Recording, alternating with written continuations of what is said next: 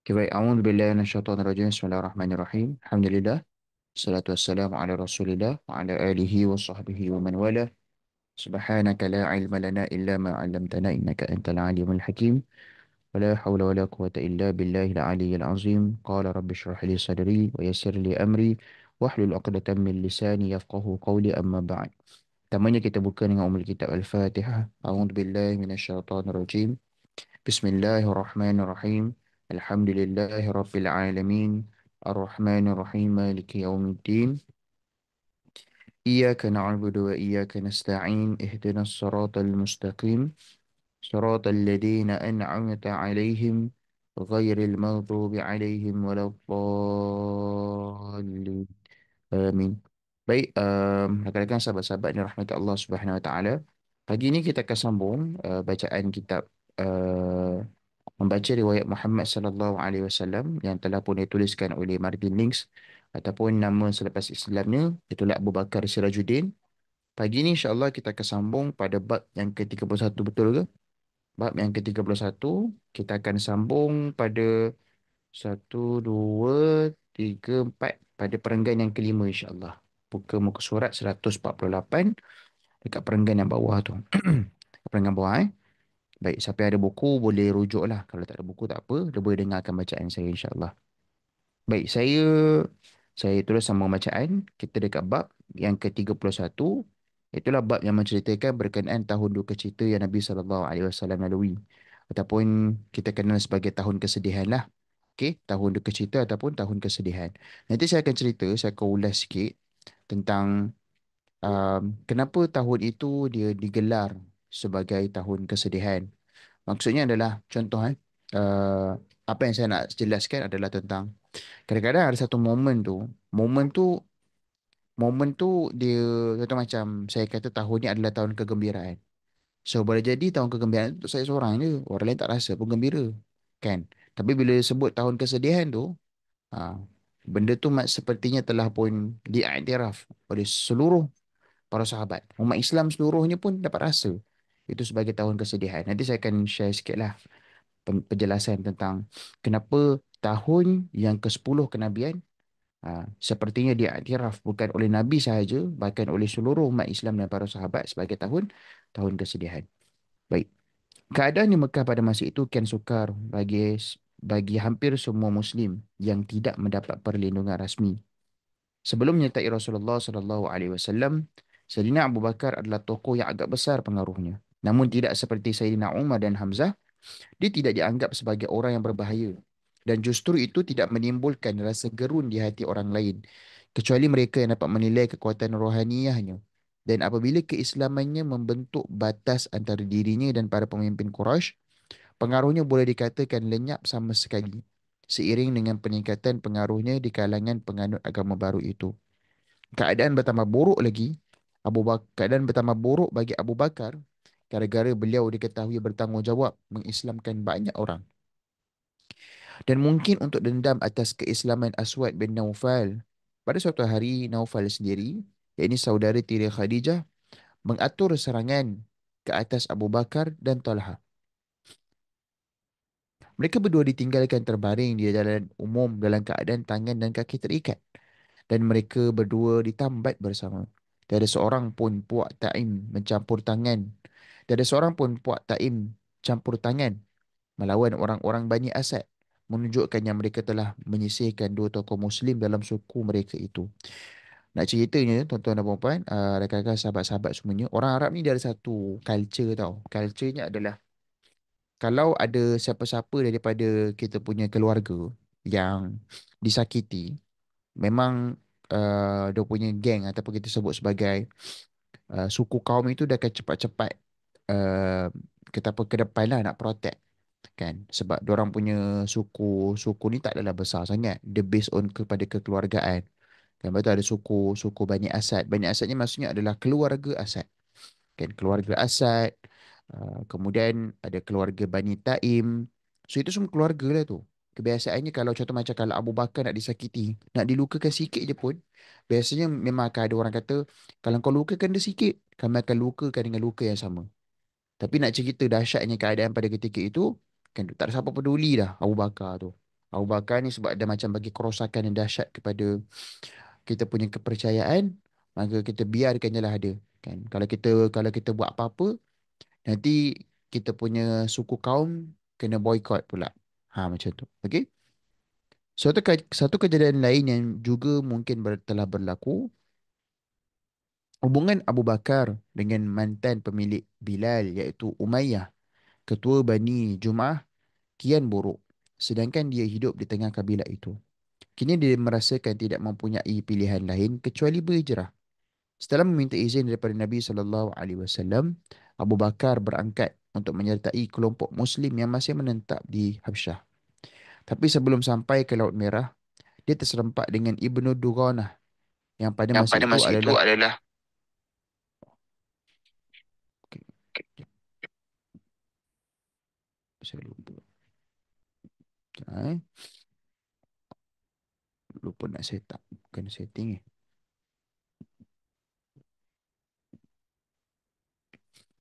Tapi sebelum sampai ke Laut Merah, Abu Bakar terserempak dengan Ibnu Dughanah yang pada masa itu adalah ketua sekumpulan kecil gabungan kabilah yang tinggal tidak jauh dari Mekah dan merupakan sekutu Quraisy. Ketua suku Badu ini kenal baik dengan Abu Bakar suatu kehidupannya penuh dengan kemakmuran dan pengaruh. Namun kini penampilan siapa? Abu Bakar lah, kelihatan seperti seorang pertapa yang berkelana. Dia tercengang melihat perubahan itu, lalu menyoal Abu Bakar. Abu Bakar pun menjawab, kaumku telah menganiaya dan mengusirku. Dan yang aku inginkan hanyalah mengembara di muka bumi ini, menyembah Allah. Jawab Abu Bakar. Maka Ibnu Dughanah pun bertanyalah kepada Abu Bakar, mengapa mereka lakukan perkara ini? Engkau seperti penyeri bagi kaummu, pembantu kalangan yang ditimpa musibah, orang yang gemar berbuat benar, sentiasa memenuhi keperluan orang lain. Kembalilah, engkau kini di bawah perlindunganku. Maka dia pun membawa Abu Bakar kembali ke Mekah dan berkata kepada orang ramai, wahai kaum Quraisy, aku telah memberikan perlindungan kepada Ibnu Abi Quhafah. Ibnu Abi Quhafah ni gelaran dia lah. Jadi jangan ada seorang pun yang memperlakukannya kecuali secara baik. Puak Quraisy memperakui perlindungan itu dan memberi jaminan bahawa Abu Bakar akan selamat. Namun atas hasutan Bani Jum'ah, mereka berkata kepada Ibnu Dughanah, katakan kepadanya agar menyambar Tuhannya dalam ruangan tertutup, berdoa dan membaca apa saja yang diinginkan di sana. Dan beritahulah dia agar tidak menimbulkan masalah kepada kami dengan membiarkan perbuatannya dilihat atau didengar kerana penampilannya menonjol dan dia memiliki daya penarik tertentu yang membuatkan kami bimbang dia akan menggoda anak dan isteri kami. Ibnu Dughanah pun menyampaikan perkara tersebut kepada Abu Bakar. Dan untuk sementara waktu, dia hanya bersembayang dan membaca Al-Quran di dalam rumahnya. Buat sementara waktu juga, ini cerita pasal Abu Bakar lah.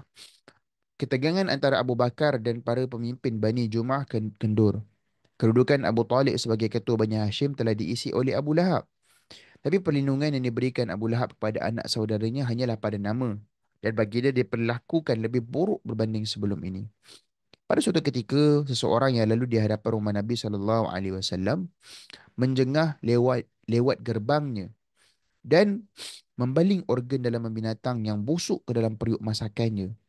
Dan pernah sekali ketika baginda sedang bersemayang di halaman rumahnya, seorang lelaki melempar ke atas baginda uri bebiri yang dipenuhi darah dan kotoran. Sebelum membuangnya, baginda mengutip objek itu dengan hujung sebatang ranting dan sambil berdiri di gerbang rumahnya, baginda berkata, wahai anak cucu Abdul Manaf, perlindungan apakah ini? Baginda sempat melihat orang yang melakukan perbuatan itu ialah Uqbah, anggota Bani Abdul Syams dan ayah tiri kepada Uthman, iaitulah suami Ruqayyah. Pada waktu yang lain, ketika Nabi SAW berjalan pulang dari Kaabah, seorang lelaki mengambil segenggam debu dan melemparnya ke wajah dan kepala baginda. Setelah baginda pulang ke rumah, salah seorang puterinya membasuh dan membersihkannya sambil menangis. Nabi SAW menjawab, jangan menangis puteriku. Allah akan melindungi ayahmu. So inilah realiti apa yang berlaku masa tahun kesedihan. Ketika mana Nabi sudah pun kehilangan Abu Talib dan juga kehilangan Khadijah radhiyallahu anha. Kan? Hidup Nabi tu penuh Penuh kesulitan lah. Bukan sekadar hidup Nabi, bahkan hidup Abu Bakar pun. Nampak tak Abu Bakar sampai lari tinggal Mekah. Kan nak ceritanya dahsyat lah. Dahsyat bila Abu Talib dah tak ada, dahsyat bila Khadijah radhiyallahu anha dah tak ada. Kan? Baik. Ketika itulah baginda memutuskan untuk meminta pertolongan daripada Bani Thaqif, penduduk Taif. Satu keputusan yang jelas mencerminkan betapa berat keadaan yang baginda hadapi di Mekah. Selain daripada hakikat bahawa kebenaran mampu menundukkan semua perkara, apa sebenarnya yang boleh diharapkan daripada Bani Thaqif, penjaga kuil Dewi Al-Lat yang mereka anggap setanding dengan Kaabah? Bagaimanapun pasti ada kekecualian di Taif seperti di Mekah. Lalu dengan berbekalkan sedikit harapan, Rasulullah sallallahu alaihi wasallam meredah padang pasir ke arah wilayah dusun, kebun dan ladang jagung yang nyaman di pinggir kota bertembok Taif. Setibanya di sana, baginda terus pergi ke rumah tiga bersaudara yang pada masa itu adalah pemimpin Bani Thaqif. Mereka adalah anak kepada Amru bin Umayyah, tokoh yang dianggap oleh Walid sebagai tokoh Taif yang setaraf dengannya. Tokoh kedua daripada dua tokoh agung dari dua kota.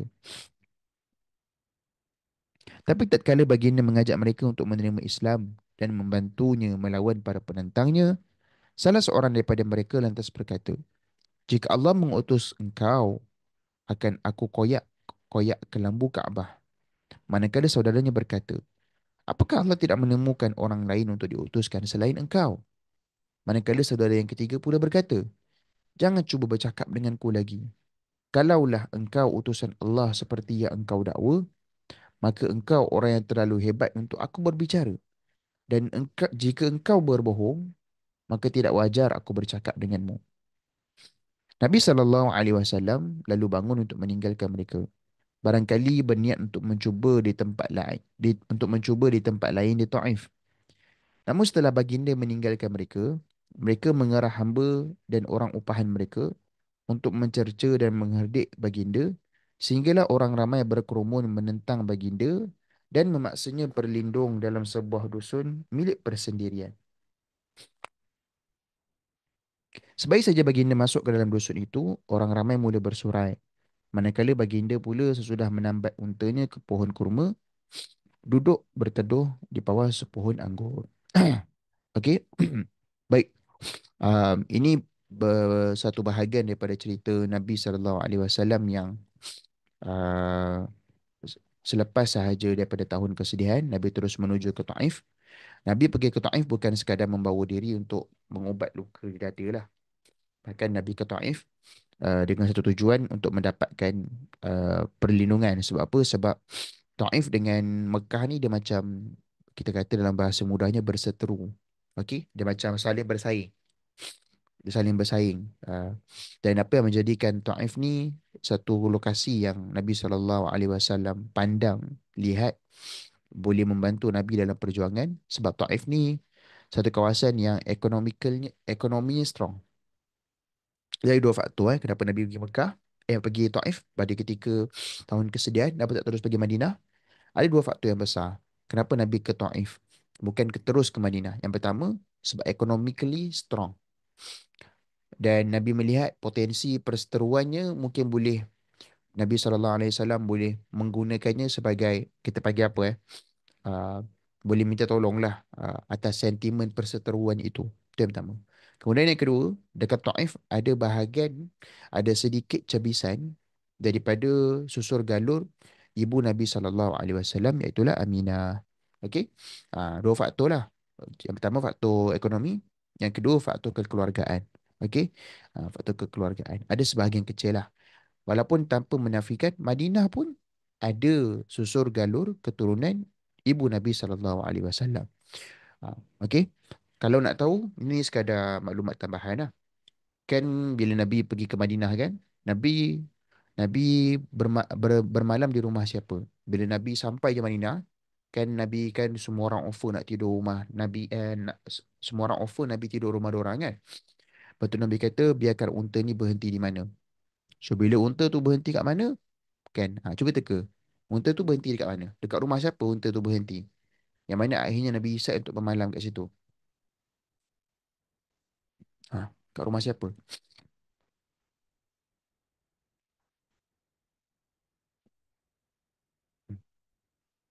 Hmm? Dekat rumah? No, tak ada jawapan. Nabi bermalam dekat rumah Abu Ayyub Al-Ansari. Itu pun dia kabarkan dia ada pertalian, kita sebut sebagai pertalian darah lah, dengan Nabi sallallahu alaihi wasallam menerusi ibu Nabi sallallahu alaihi wasallam.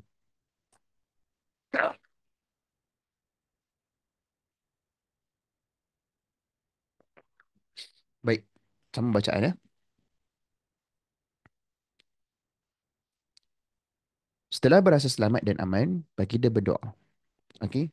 Doa yang saya fikir sangat famous lah Nabi baca ketika mana Nabi berada di Taif.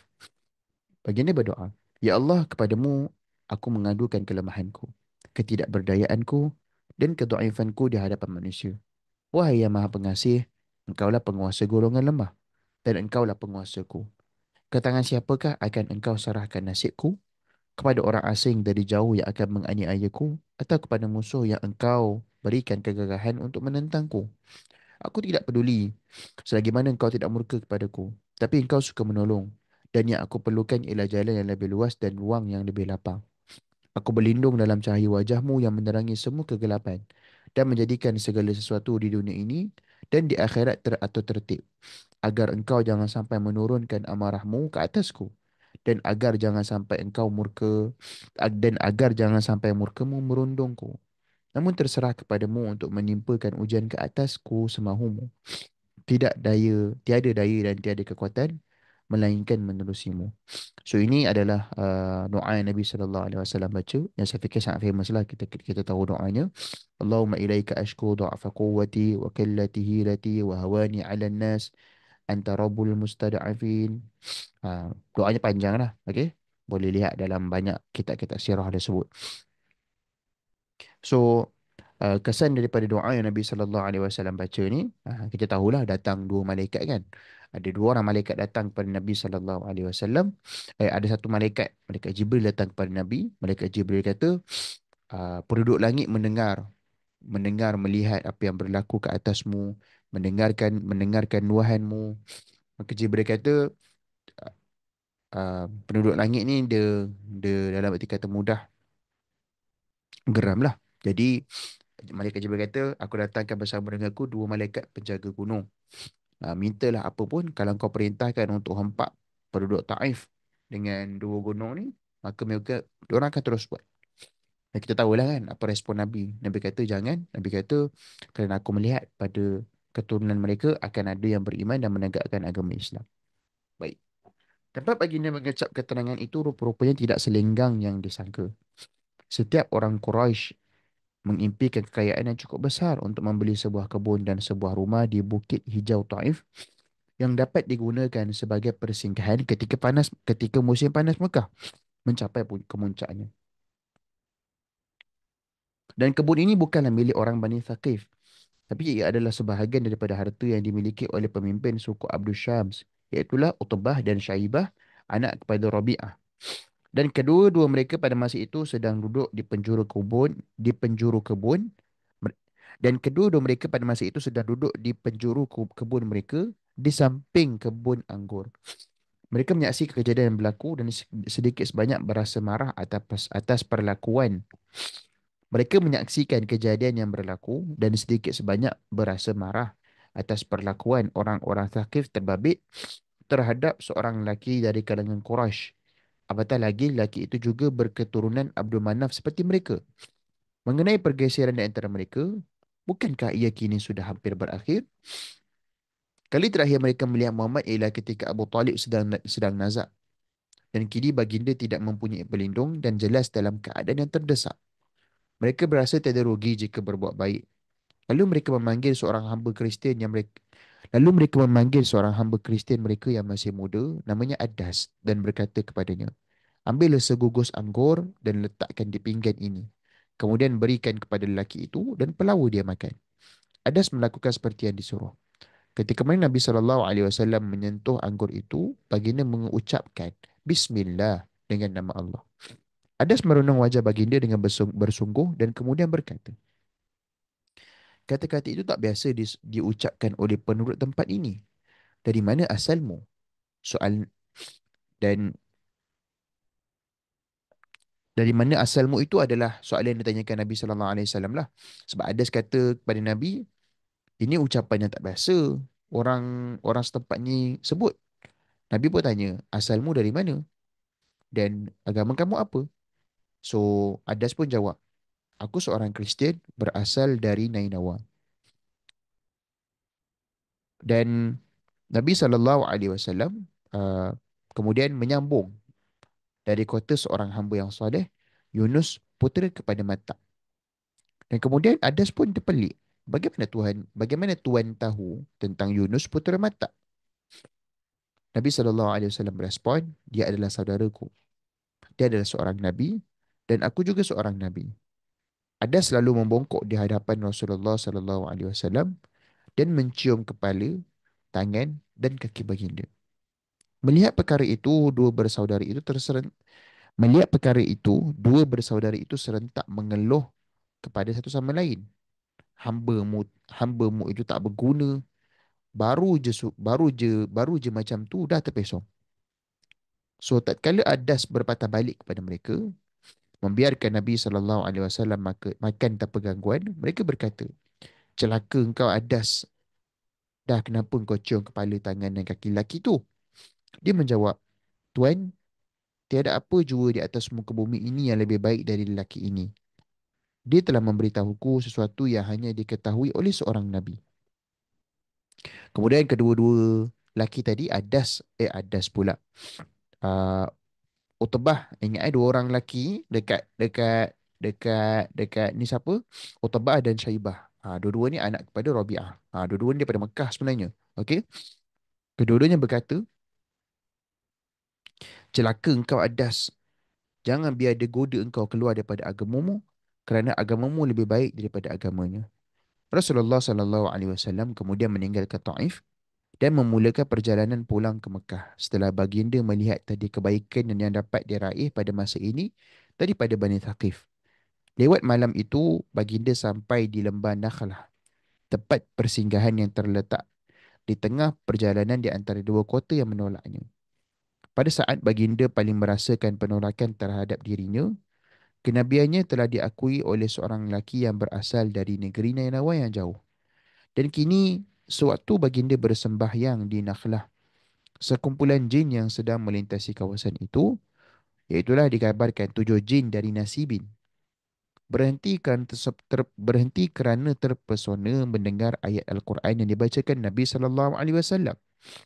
Rasulullah SAW sedar dirinya bukan diutus ke dalam dunia manusia semata-mata. Wahyu yang baru turun sebelum ini menegaskan, tiadalah kami mengutusmu melainkan sebagai rahmat bagi seluruh alam. Mana ayatnya berbunyi, wa ma arsalnaka illa rahmatan lil alamin. Dan salah sebuah surah terawal yang telah turun ditujukan kepada jin dan juga kepada manusia. Okey? Itulah surah Ar-Rahman, memberi amaran kepada kedua-dua golongan tentang neraka sebagai hukuman bagi kejahatan dan syurga sebagai ganjaran bagi kebaikan. Kini turun pula wahyu ini, iaitulah daripada surah Al-Jin. Qul uhiya ilayya annahu istama'a nafarun minal jinni faqalu inna sami'na qur'anan ajaba yahdi ila ar-rusydi fa amanna bih walan nusyrika bi rabbih ahada. Okey. Surah Al-Jin ayat 1 hinggalah kepada ayat kedua. Katakanlah telah diwahyukan kepadaku bahawa serombongan jin telah mencuri dengar lalu berkata, sesungguhnya kami telah mendengar bacaan yang menakjubkan yang memberi panduan ke jalan yang benar lalu kami beriman dengannya. Sebuah wahyu lain iaitu daripada surah Al-Ahqaf menceritakan bagaimana jin berkenaan selepas itu kembali kepada kelompok mereka dan menggesa para jin yang lain untuk menyahut seruan penyeru Tuhan gelaran mereka kepada Nabi sallallahu alaihi wasallam. Nabi SAW tidak ingin kembali kepada keadaan yang 2 hari lalu mendesaknya untuk keluar dari Mekah. Namun jika baginda mendapat seorang pelindung, misi kenabiannya dapat diteruskan. Bani Hashim telah mengecewakannya. Kini fikiran beralih kepada marga bondanya. Marga tersebut berada dalam keadaan yang agak luar biasa. Marga ni maksudnya adalah, macam nak cakap marga ni, uh, Kita panggil apa ya marga? Hmm, sekejap. Marga.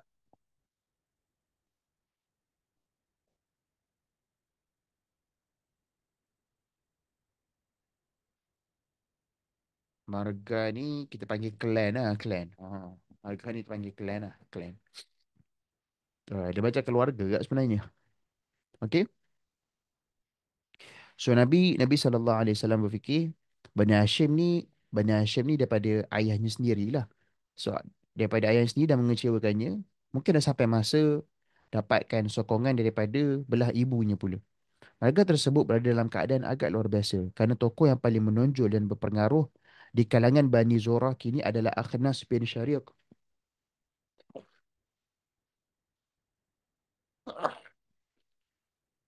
Lelaki yang sebenar-benarnya bukan anggota marga itu. Malah bukan pula berbangsa Quraisy. Dia sebenarnya berasal daripada Bani Thaqif. Tetapi dia telah lama menjadi ahli bersekutu Bani Zurah dan ahli marga itu menganggapnya sebagai ketua mereka. Nabi SAW telah membuat keputusan untuk meminta pertolongannya ketika baginda dipintas oleh seorang penunggang kuda yang juga dalam perjalanan ke Mekah. Memandangkan lelaki itu mampu bergerak lebih pantas daripadanya, baginda meminta bantuannya untuk menemui Akhnas sebaik saja tiba di sana dan berkata kepadanya, Muhammad berkata, maukah anda memberikan perlindungan kepadaku agar daku dapat menyampaikan risalah penguasaku? Penunggang kuda itu sanggup dan bahkan berjanji untuk kembali dengan jawapan. Ternyata jawapan kurang baik yang dibawanya selepas itu. Kerana Akhnas menyebut bahawa sebagai ahli bersekutu sebuah marga, dia tidak mempunyai kuasa untuk bercakap atas nama marga berkenaan dan memberikan perlindungan yang akan mengikat mereka. Pada waktu ini, Nabi SAW berada tidak berapa jauh dari Mekah. Baginda mengirim pula permintaan yang sama kepada Suhail. Jawapannya juga mengecewakan, meskipun keengganannya tidak mempunyai kaitan dengan penentangannya terhadap Islam. Ia sekali lagi berkait dengan prinsip kaum. Di Wadi Mekah, marga Suhail berbeza dengan semua marga yang lain kerana mereka daripada keturunan Amru bin Lu'ay. Sedangkan marga lain berasal daripada keturunan Ka'ab, saudara kepada Amir. Suhail menyatakan anak cucu Amir tidak memberikan perlindungan yang bertentangan dengan anak cucu Ka'ab. Nabi kini berpatah arah dari jalan menuju ke kota dan melencong ke Gua Hira, tempat baginda menerima wahyu yang pertama. Dari sana, baginda mengirim permintaan kepada seorang pemimpin yang lebih dekat pertalian dengan darah dengannya, iaitulah Mut'im, ketua Bani Naufal, salah seorang daripada 5 tokoh yang bertanggungjawab merancang pembatalan pemulauan.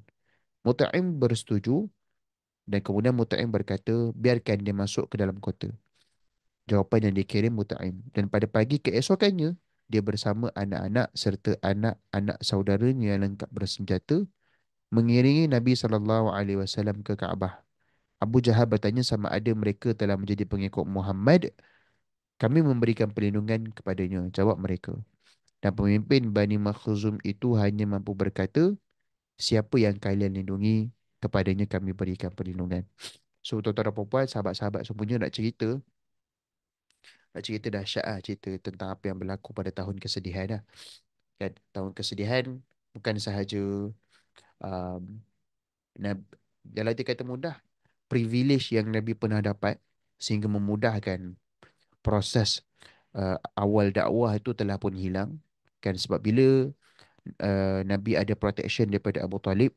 Abu Talib ni dia ketua kepada Bani Hashim lah. So Bani Hashim pada ketika itu dia dominan. Dia macam Bani Hashim ibarat macam raja lah.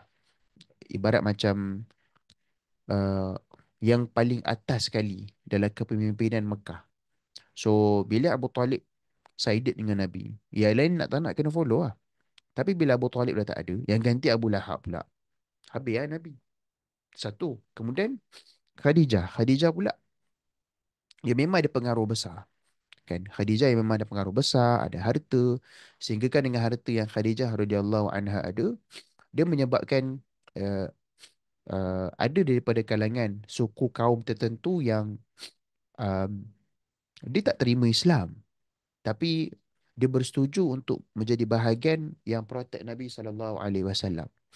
So, bila dua-dua figure besar ni tak ada, tengok betapa struggle-nya, betapa susahnya uh, menjadi seorang Muslim di Mekah pada ketika itu. Kan? Kalaulah Abu Bakar sendiri pun sampai rasa nak tinggalkan Mekah, nak keluar daripada Mekah. Kan?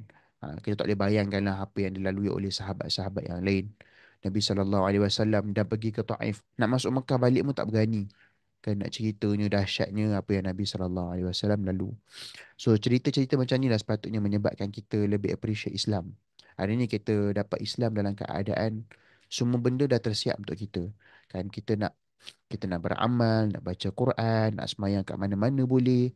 Nak cerita semayang kat mana-mana kita boleh ni sampai kan yalah ada konten kat media sosial yang semayang dekat stesen minyak bukan semayang dalam surau. Semayang dekat luar surau kat stesen minyak. Nak ceritanya hari ni semayang lah dekat mana-mana pun kita selamat.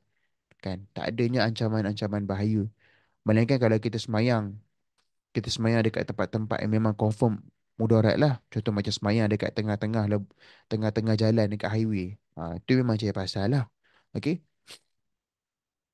Baik. Mari kita sambung bacaan pada bab yang ke-32. Cahaya wajahmu. Bab 32. Itulah cahaya wajahmu. Baik. Fatimah balu Abu Talib telah memeluk Islam sama ada sebelum atau selepas kematian suaminya. Begitu juga anak perempuannya Ummu Hani, saudari kepada Sayyidina Ali dan Ja'far. Namun suami Ummu Hani, Hubairah namanya, langsung tidak terkesan oleh risalah Tauhid. Meskipun begitu, dia tetap mengalu-alukan setiap kali Rasulullah SAW datang ke rumah mereka. Dan jika masuk waktu sembahyang pada salah satu kunjungan ini, penghuni rumah itu yang Muslim akan bersembahyang bersama-sama. Suatu malam, selesai mereka menunaikan sembahyang Isyak berimamkan baginda, Ummu Hani mempelawa baginda untuk bermalam di rumah mereka. Baginda menerima pelawaan itu. Tetapi setelah tidur sejenak, baginda bangun dan pergi ke Masjidil Haram kerana baginda suka mengunjungi Kaabah pada waktu malam. Ketika berada di sana, mengantuk kembali menjengah, lalu baginda berbaring di dalam hijir. Sewaktu aku sedang tidur di hijir, Jibril datang dan mendorong tubuhku dengan kakinya. Lantas aku terbangun dan duduk. Namun tiada apa yang aku lihat. Lalu aku berbaring semula. Beliau datang lagi kali kedua dan kali ketiga. Dan kemudian beliau menarik tanganku. Lalu aku bangun dan berdiri di sampingnya. Beliau membawaku keluar ke gerbang masjid dan di sana terdapat seekor binatang berwarna putih.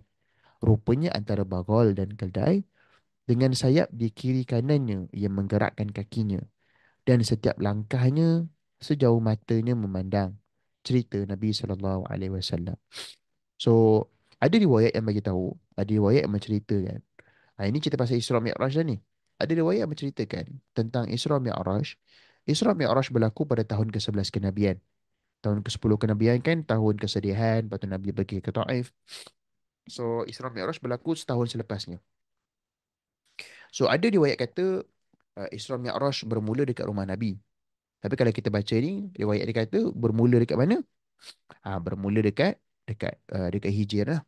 Hijir Ismail. Okey. Dekat Kaabah. Okey. Kemudian Nabi SAW menceritakan bagaimana baginda menunggang burak. Begitulah haiwan itu dinamakan. Dengan penghulu malaikat yang di sampingnya menunjuk jalan dan melangkah sepantas haiwan kayangan itu. Mereka memecut ke utara melewati Yathrib dan Khaybar sehingga mereka sampai di Baitul Maqdis. Kemudian mereka bertemu dengan sekumpulan Nabi Ibrahim alaihissalam, Musa alaihissalam, Isa alaihissalam dan nabi-nabi yang lain. Dan ketika baginda bersembahyang di tapak rumah suci itu, para nabi itu menjadi makmum. Kemudian dua wadah dibawa kepada baginda dan dihulurkan kepadanya. Sebuah berisi arak anggur dan sebuah lagi berisi susu. Baginda mengambil wadah ni macam bekas lah, something like bekas. Baginda mengambil wadah berisi susu dan meminumnya, mengabaikan wadah berisi arak. Jibril berkata,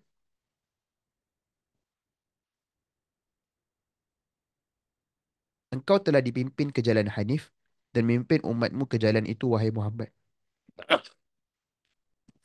Dan arak terlarang buatmu. Nak ceritanya Nabi SAW dia memang uh, dia ada, orang kata apa, fitrah Nabi SAW tu memang kecenderungannya kepada hal-hal yang bersih dan suci. Sebab tu Nabi SAW memilih susu berbanding arak walaupun telah mendapat offer lah antara, boleh pilih antara dua tu. Selepas itu, seperti yang pernah berlaku kepada Nabi lain sebelumnya, kepada Nabi Nuh alaihissalam dan Ilyas alaihissalam, dan kepada Isa alaihissalam dan Maryam, Nabi Muhammad sallallahu alaihi wasallam diangkat keluar daripada kehidupan ini ke langit dari batu yang terletak di tengah-tengah rumah suci. Baginda kembali menunggang borak dan makhluk itu mengepakkan sayapnya lalu menerbangkan penunggangnya ke arah langit seperti rata berapi yang menerbangkan Ilyas alaihissalam dulu. Dilalui oleh penghulu malaikat yang kini menjelma dalam rupa asalnya. Didahului oleh penghulu malaikat yang kini menjelma dalam rupa asalnya di atas langit, mereka naik melampaui ruang, waktu dan bentuk duniawi. Dan sebaik saja melepasi langit ketujuh, baginda bersua lagi dengan para nabi yang bersembahyang dengannya di Baitul Maqdis. Maksudnya ada tujuh langit yang telah pun Nabi SAW lalu. Langit pertama Nabi jumpa siapa? Langit kedua Nabi jumpa siapa? Cuba ingat balik. Langit pertama siapa? Langit kedua siapa? Langit ketiga siapa? Langit keempat siapa? Setiap langit tu ada nabi-nabinya tersendirilah. Dan kemudian langit yang tertinggi sekali, langit ketujuh, iaitulah Nabi Ibrahim alaihissalam. Okey? Nabi Ibrahim alaihissalam berada pada langit yang ketujuh. Bezanya di sana, mereka menjelma dalam rupa yang sama seperti sewaktu mereka menjalani kehidupan di dunia dulu. Maksudnya adalah masa dekat Baitul Maqdis, Nabi bukan melihat roh. Nabi memang melihat dalam bentuk asal manusia. Okey? Ha. Manakala kini, baginda melihat mereka dalam rupa samawi mereka. Dan begitu juga mereka kini melihat baginda dalam rupa samawinya. Dan baginda kagum melihat perubahan rupa mereka. Mengenai Nabi Yusuf alaihissalam, baginda berkata bahawa wajahnya bercahaya laksana bulan purnama. Dan bahawa baginda dikurniakan tidak kurang separuh dari seluruh kecantikan yang ada. Namun hal ini tidak mengurangi kekaguman Nabi Muhammad SAW terhadap saudaranya yang lain, dan baginda menyebut secara khusus tentang keindahan Nabi Harun alaihissalam mengenai taman syurgawi yang baginda kunjungi di tingkat langit yang berbeza-beza. Beberapa lama kelak baginda berkata, sekeping syurga seukuran busur adalah lebih baik daripada segala yang ada di bawah matahari. Dari tempat ia terbit hinggalah kepada tempat ia terbenam. Dan andai seorang wanita penghuni syurga muncul di depan penduduk bumi, dia akan memenuhi ruang antara langit dan bumi dengan cahaya dan haruman. Segala sesuatu yang baginda saksikan pada masa itu adalah melalui mata roh dan mengenai sifat rohaniahnya yang berkaitan dengan awal penciptaan alam. Baginda berkata, aku seorang nabi tatkala aku seorang nabi tatkala Adam masih di antara air dan juga tanah liat. Baginda mencapai kemuncak pendakian di pohon sidir dan paling hujung ataupun yang disebut sebagai Sidratul Muntaha. Begitulah yang disebutkan dalam Al-Quran. Manakala dalam sebuah tafsir tertua disebutkan berdasarkan kata-kata Nabi SAW, akar pohon sidir yang paling hujung terpasak pada singgah sana, iaitulah Arash. Dan ia menandakan puncak pengetahuan pada setiap yang mengetahui, iaitulah Al-Arif. Sama ada penghulu malaikat maupun Nabi dan Rasul. Segala sesuatu di balik puncak itu adalah misteri yang tersembunyi dan tidak diketahui oleh sesiapa pun jua kecuali Allah semata-mata. Di kemuncak alam semesta itu, Jibril muncul kepada baginda dalam rupanya yang penuh dan serba menakjubkan. Dalam rupanya ketika dia baru tercipta. Quran menyebutkan dalam surah An-Najm, ketika pohon sidir menyelubung segala yang diselubunginya, mata tiada beralih dan tiada pula melampaui. Sesungguhnya dia telah melihat tanda teragung di antara tanda-tanda penguasanya. Menurut tafsir, cahaya ilahi turun ke atas Sidratul Muntaha dan menyelubunginya serta segala yang berada di sisinya. Dan Nabi SAW menatapnya tanpa berkedip dan tanpa berpaling darinya. Demikianlah jawapan atau salah satu jawapan kepada doa yang tersirat dalam kata-kata baginda, aku berlindung dalam cahaya wajahmu. Nampak tak? Kan Nabi SAW dalam peristiwa dekat Taif, Nabi kan ada berdoa. Salah satunya adalah Nabi sebut dalam doa baginda, aku berlindung di bawah cahaya wajahmu. So, Abu Bakar Sirajuddin ataupun Matiling disebut peristiwa yang berlalu ini sampailah Nabi sampai dekat Sidratul Muntaha adalah salah satu daripada cara, satu daripada bagaimana gambaran Allah Subhanahu Wa Taala memakbulkan ataupun menjawab doa Nabi SAW. So, satu perkara yang kita belajarlah daripada bahagian kecil cerita ini, selalulah percaya bagi setiap doa yang kita langitkan, doa yang kita panjatkan, Allah Subhanahu Wa Taala sedang susun perjalanannya untuk dimakbulkan. Di Sidratul Muntaha, Rasulullah SAW menerima perintah menyuruh umatnya sembahyang sebanyak 50 kali sehari. Dan pada masa itu juga, baginda menerima wahyu yang mengandungi akidah Islam. Rasul telah beriman dengan apa pun, Rasul telah beriman kepada apa yang diturunkan kepadanya daripada penguasanya. Dan begitu juga golongan beriman. Semuanya beriman kepada Allah dan pada malaikatnya dan kitab-kitabnya dan rasul-rasulnya. Kami tidak membezakan antara seorang pun daripada rasulnya. Dan mereka berkata, kami dengar dan kami taat, kurniakan kami keampunanmu, wahai penguasa kami, dan kepadamu tujuan akhir. Ini ayat amanar rasulu bima unzila ilaihi min rabbihi wal mu'minun. Okey? Uh, ayat sekelas daripada surah Al-Baqarah. Kemudian mereka membuat perjalanan turun melalui tujuh langit sebagaimana mereka naik.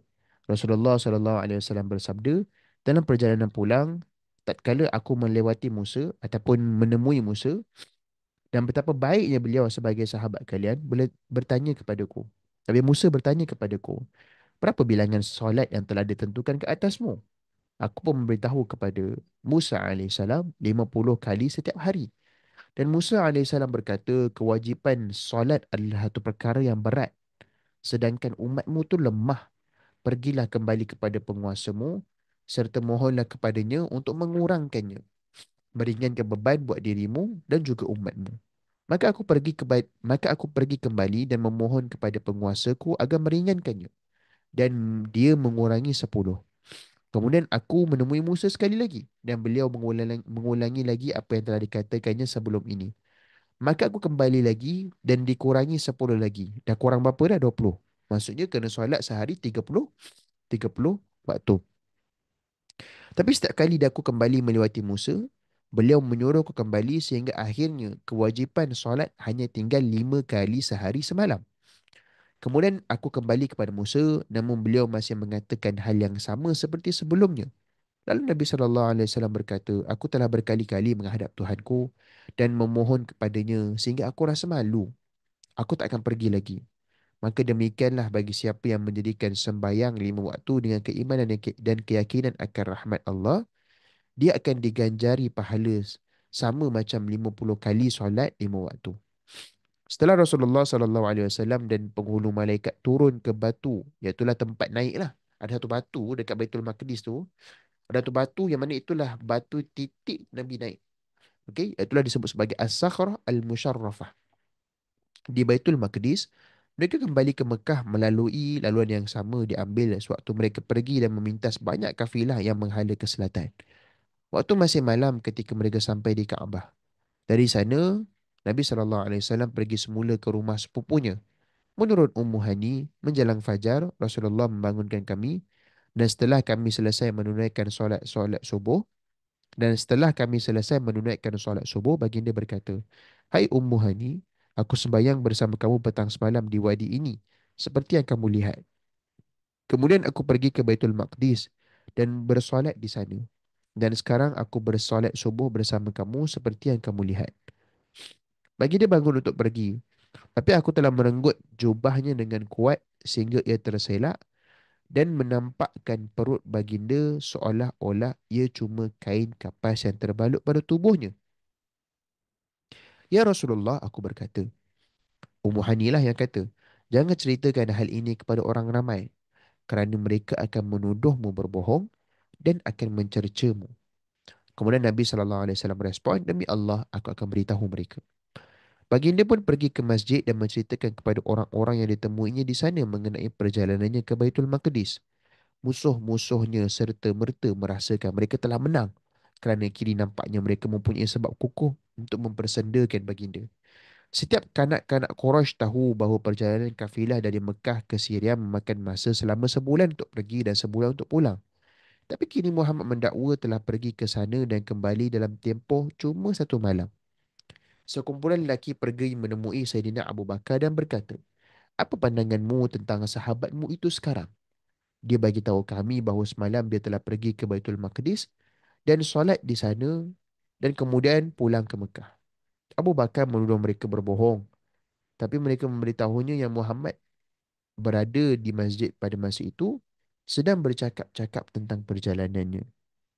Kemudian Abu Bakar kata, kalaulah itu katanya, maka ia adalah benar. Dan apa yang menghairankan?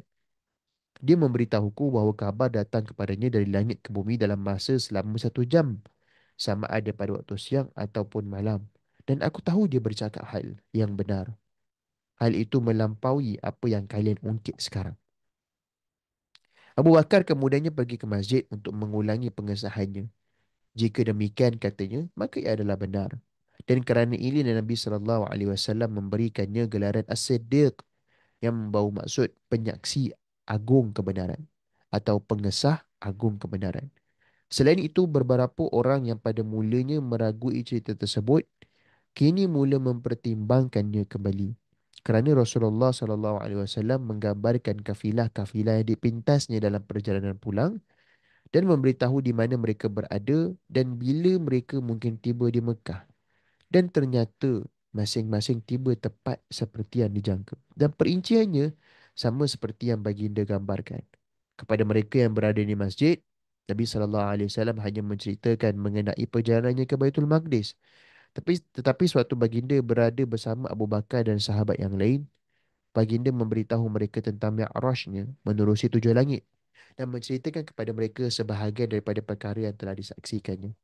Manakala sebahagian lain diceritakan kepada mereka selepas beberapa tahun, selalunya sebagai perjawab selalunya sebagai jawapan kepada pertanyaan yang diajukan. Okey. Jadi alhamdulillah kita dah selesai baca 2 bab. Itulah yang pertama tadi kita baca bab tentang tahun duka cita. Dan kemudian bab yang kedua kita telah pun baca tentang cahaya wajahmu yang menyentuh mengenai peristiwa Isra' dan Mi'raj. Jadi rakan-rakan sahabat-sahabat yang dirahmati Allah Subhanahu Wa Taala, jadi saya fikir kita berhenti di sini dulu. Alhamdulillah kita sudah pun berada pada tahun yang ke-11 kenabian. Kita masih lagi ada lebih kurang 12 tahun kenabian lagi sebelum kita selesailah membaca kitab uh, kitab Muhammad riwayat hidup berdasarkan sumber terawal yang dituliskan oleh Martin Lings. Okey. Wallahu taala alam. Ada sebarang soalan ke? Insya-Allah.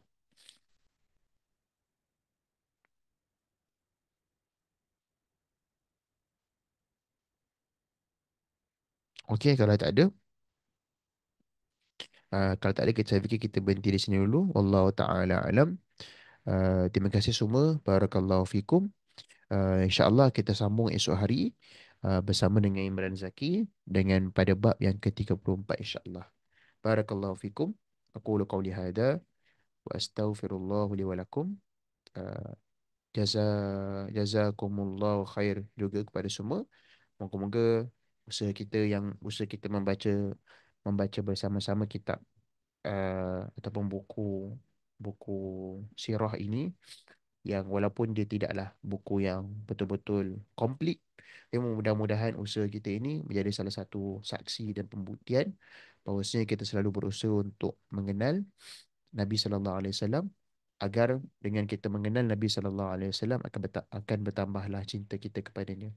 Allah taala alam, aku qauli hada wa astaghfirullah li wa lakum. Kita tutup dengan tasbihul kafarah dan suratul asr. Subhanallah bihamdihi subhanakallahumma bihamdika asyhadu an la ilaha illa ant astaghfiruka wa atubu ilaik. Bismillahirrahmanirrahim. Wal 'asr innal insana lafi khusr illa alladhina amanu wa 'amilus solihat wa tawassaw bil haqq wa tawassaw bis sabr walhamdulillahi rabbil alamin.